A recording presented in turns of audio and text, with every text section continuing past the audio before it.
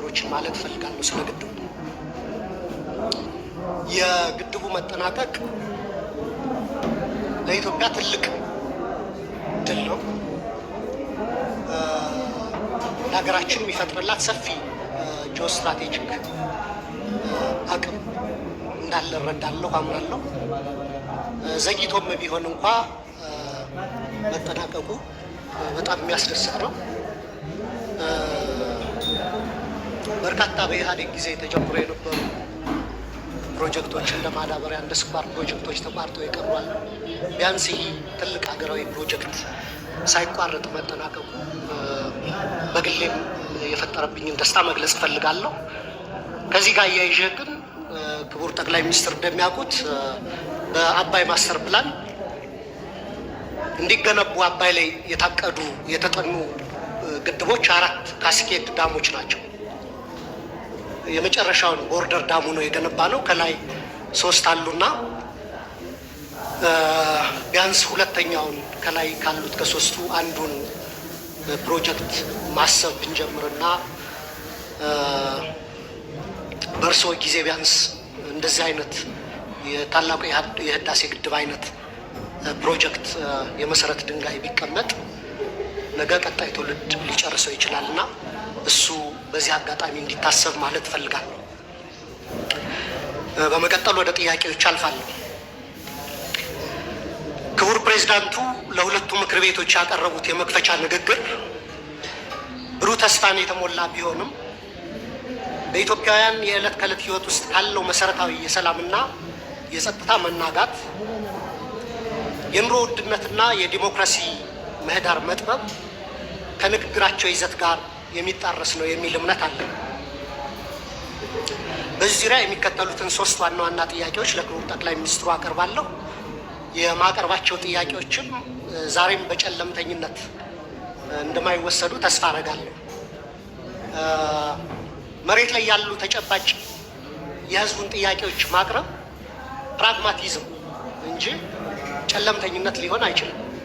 በግል ፐርሰናል ህይወቴም ቢሆን በፖለቲካ ኤክስፔሪየንስም ጨለምተኛ አይደለሁም፣ ተስፈኛ። ጥያቄዎቹን ማነሳ ግን የህዝብ ጥያቄዎች ተገቢውን ትኩረትና ምላሽ እንዲያገኙ ስለሚገባ ነው። ስለዚህ ከ3ቱ ጥያቄዎች የመጀመሪያው በሀገር ውስጥ መረጋጋትና በሰብአዊ መብቶች ዙሪያ ያተኩራል። ክቡር ፕሬዝዳንቱ በንግግራቸው የተቀናጀ የብሔራዊ ጸጥታ ማዕቀፍ ለመፍጠር እየተደረገ ያለውን ጥረት ቢገልጹ በአማራ በኦሮሚያና በተለያዩ ክልሎች ያሉ ጦርነትና ግጭቶች አሁንም ተባብሰው በመቀጠላቸው ብዙዎችን እየጎዱ ነው። ክቡር ጠቅላይ ሚኒስትሩ እንደ ጸጥታ ኃይሎች መሪነቶ ካለፈው ዓመት ወዲህ በአማራና በኦሮሚያ ክልሎች በእነዚህ ጦርነቶች ምክንያት የተጎዱትን ሲቪሊያኖችና የሲቪሊያን መሰረተ ልማቶች ቁጥር በግልጽ ሊገልጹልን ይችላሉ ወይ? እንዲሁም መንግስት የጸጥታ ችግሮችን ለመፍታት ጽንፈኛና አሸባሪ የሚላቸውን ቡድኖች ከመውጋት ባለፈ ለሁለቱ ክልሎች ከወታደራዊ አማራጭ ውጭ የተለየ ፖለቲካዊ መፍትሄ ለመስጠት ለምን አይሰራም? የኢትዮጵያ ሕዝብ የእርስ በርስ ጦርነት አንገፍግፎታል።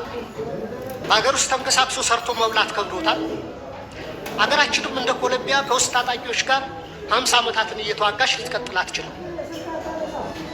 ከዚሁ ጋር በተያያዘ በሀገር አቀፍ ደረጃ በስፋት እየተዘገበ ያለው የፖለቲካና የህሊና እስረኞች ጉዳይ እልባት እንዲሰጠው፣ እስረኞችም የተፋጠነ ፍትህ እንዲሰጣቸው በተደጋጋሚ ብንጠይቅም የፖለቲካ አቅጣጫ የተሰጠበት በሚመስል መልኩ በተደጋጋሚ የፍርድ ቤት ቀጠሮ ያለ ፍርድ እየተንገላቱ ነው። ቤተሰቦቻቸውም ከፍተኛ ችግር ላይ ወድቀዋል። የህግ የበላይነት በማስከበር ስም የሚፈጸሙ የዘፈቀደ የፖለቲካ እስሮች ለሚመጣው 7ኛው ዙር ሀገራዊ ምርጫ ፍትሐዊ፣ ነጻና ታማኝነት ያለው እንዳይሆን ላለማድረጉ መንግስት ምን ዋስትና ይሰጣል?